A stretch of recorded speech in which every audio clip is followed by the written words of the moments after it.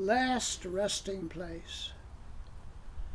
It was my sister Franny who balked at the thought of watching Dad's ashes in that brown cardboard container. None of us wanted one of those urn things being lowered into the ground.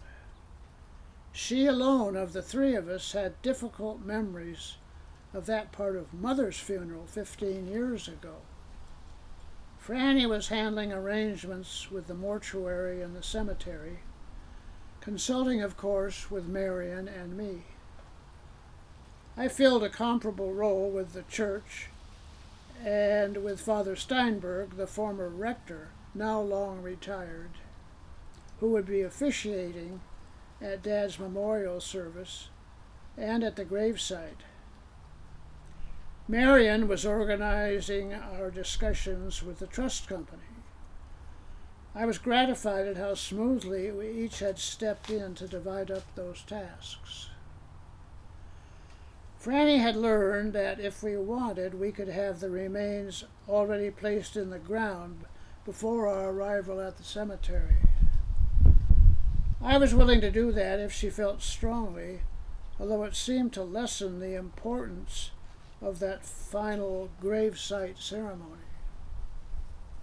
Then Franny came up with the idea of using Dad's old, intricately carved teakwood cigarette box, which he had brought back from India in 1938.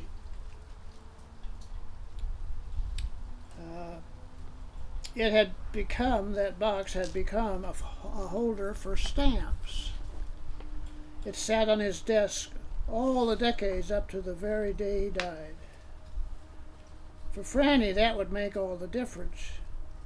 She would feel comfortable to watch Father Steinberg place that memorable container into the small excavated hole.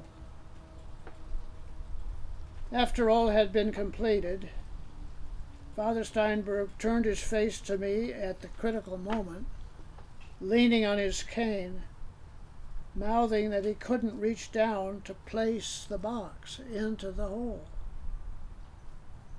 I stepped forward to do that. The cemetery attendant approached my sisters and me. "You can pick up the rest of the remains down in the office," he said. "The rest?" we replied. "Oh, yes, that box could only hold a small portion. We have the remainder for you to take with you." Suddenly, we're faced with a new concept of final resting place.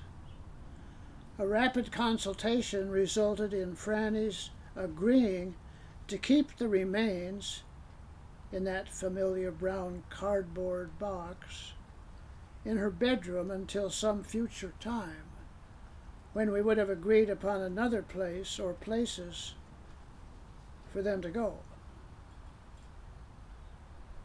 Already we had thought of several possibilities, including his favorite golf course in Salem and another favorite course near his Scottsdale home. It will be an opportunity to remember him and his long life as we gather for those occasions. I find myself liking the idea more and more,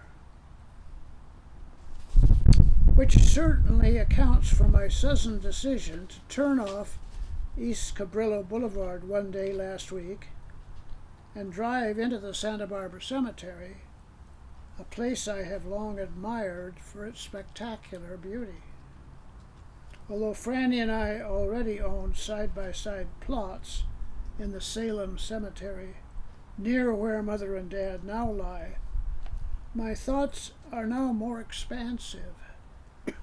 Since I plan to be cremated, there's no reason why I, like Dad, should not have more than one last resting place.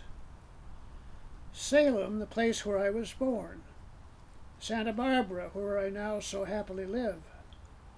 Perhaps Durango as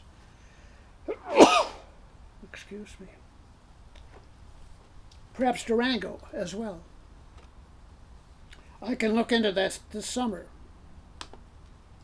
Yesterday, I took my older son Eddie with me to the Santa Barbara Cemetery.